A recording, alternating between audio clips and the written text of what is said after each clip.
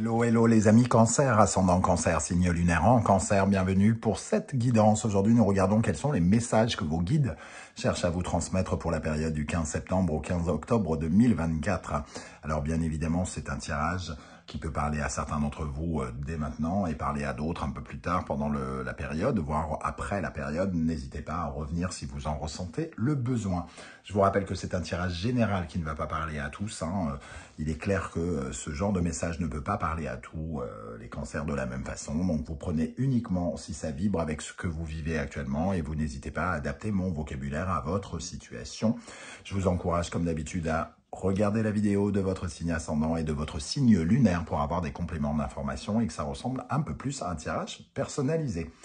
Dernière chose, je vous invite à me rejoindre sur Instagram en suivant l'adresse @animanimus_tarot.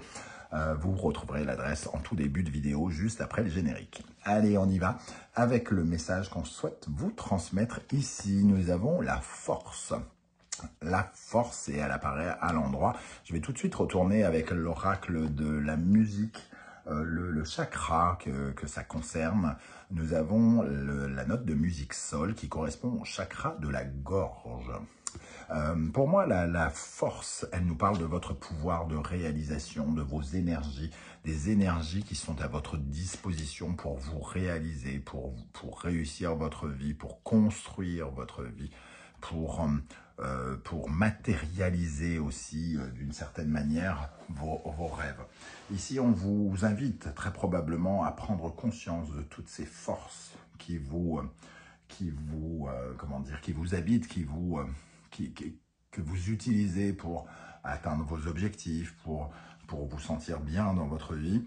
Et on vous invite surtout à parler vrai quant à ces forces, à être... à prendre littéralement conscience et à avouer par vous-même, d'une certaine manière, à voix haute, entre guillemets, que finalement, votre force est peut-être plus puissante que vous ne l'imaginez. C'est le fait de parler, d'être en mesure de nommer,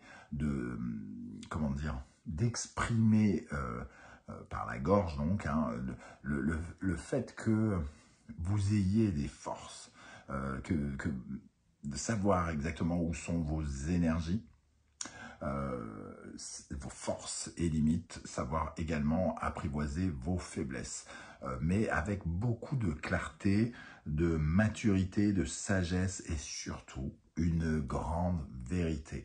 Ne pas se raconter de mensonges quant à ses capacités réelles, ses énergies vitales. Quand je dis énergie, ça peut être aussi, autant les énergies physiques que mentales ou autres.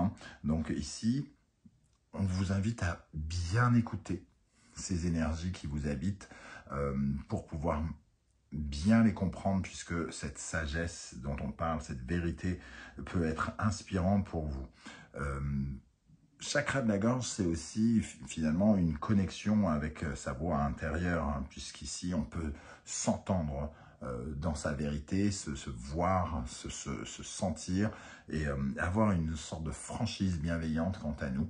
Donc de savoir exactement finalement comment vous êtes capable des choses et comment au contraire vous avez des frontières comme tout le monde, mais d'avoir finalement accès à votre potentiel avec beaucoup de sincérité. Ici, en dos de deck, avec la lune inversée, on voit que ça nous parle finalement aussi de vos peurs, quelque part, de votre passif, de l'enfance, de vos vies antérieures, de ce qui est dans le passé, finalement. Toutes ces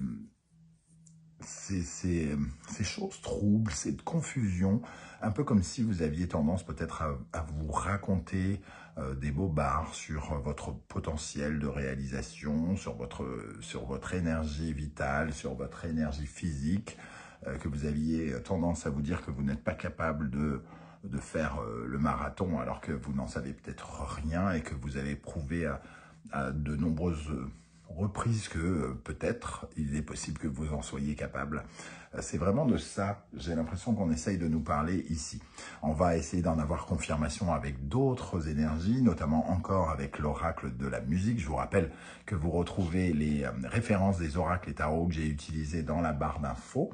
Vous trouverez également les liens des différentes guidances que j'ai réalisées pour vous. Je viens de poster par exemple la guidance générale du mois d'octobre et j'avais posté précédemment la vidéo de la bonne surprise qui vous attend également ce mois-ci. On y va. Ici, nous avons la musique de méditation.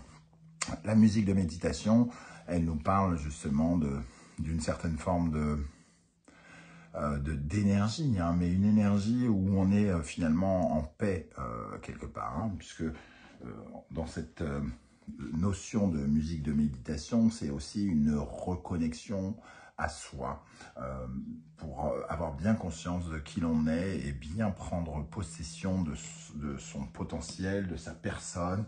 C'est se prioriser, par exemple, hein, avec la musique de méditation, c'est le fait de pouvoir peut-être guérir quelque chose dans vos énergies ici, de réaligner vos chakras par rapport à tout votre potentiel, vos capacités, peut-être par rapport à des choses que vous avez mis en place précédemment. La musique de méditation, comme elle nous parle de guérison, elle peut aussi nous parler de la fin d'une période de difficulté et qui peut être la période aussi pendant laquelle vous pourriez être amené à faire une sorte de bilan sur vos capacités, sur vos limites, pour pouvoir ensuite mieux les appréhender et donc mieux avancer dans la vie. La musique corporelle nous parle aussi d'énergie et elle nous parle du corps. Donc, les deux ici, la musique de méditation et la musique corporelle, on nous dit de peut-être particulièrement prendre soin de vous actuellement et de penser peut-être à un temps, si ce n'est de repos, en tout cas un temps d'allègement où on reprend possession de ses moyens, de ses forces. Donc ça peut passer par un peu plus de sommeil, ça peut passer par une écoute plus attentive de son corps, de son esprit, justement pour être capable ici de déterminer ses limites et ses capacités. Ça nous parle aussi, donc la musique corporelle qui nous parle du fait de se faire de la musique en se touchant soi-même, en claquant des doigts, etc. etc. C'est vraiment comme avec la musique de méditation, une reconnexion avec soi. Vous, par rapport à ce que vous avez offert au monde dernièrement. Alors peut-être que vous avez rencontré des difficultés, peut-être que votre corps a été mis à rude épreuve.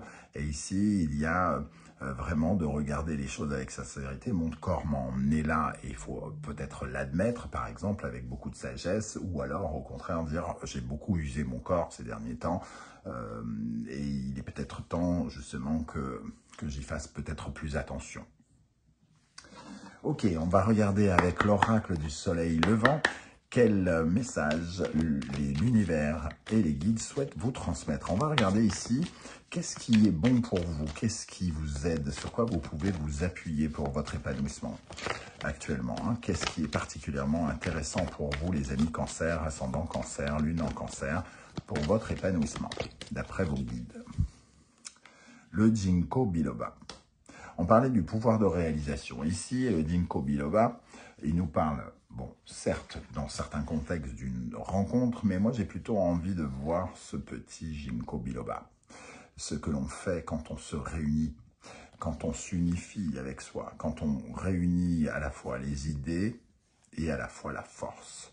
C'est un peu ces deux énergies, le masculin sacré et le féminin sacré, qui nous permettent finalement cette unicité, cette complémentarité qui nous permet finalement de faire jaillir quelque chose, de faire naître quelque chose, de faire naître de nouveaux projets.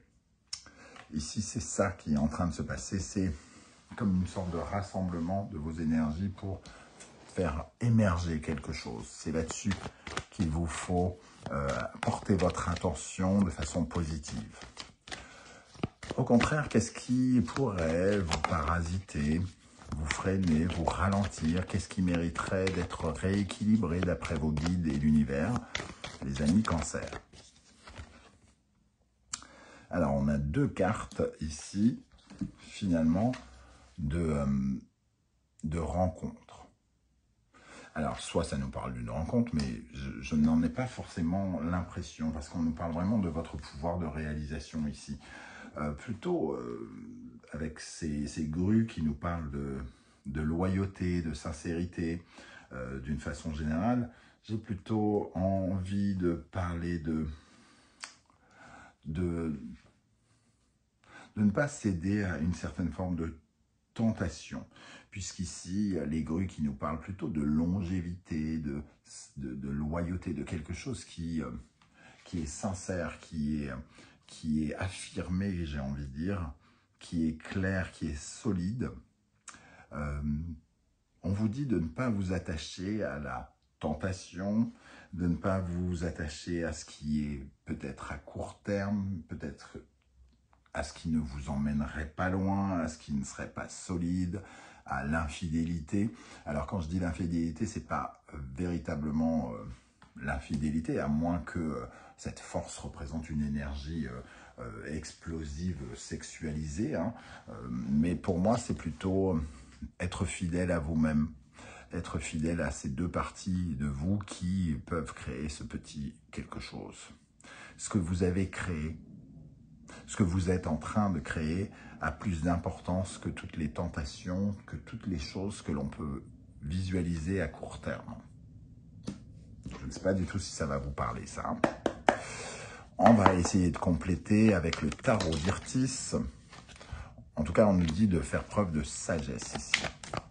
Alors, avec le tarot d'Irtis, quelle est l'énergie qui peut particulièrement vous aider, sur laquelle vous pourrez vous appuyer pendant cette période?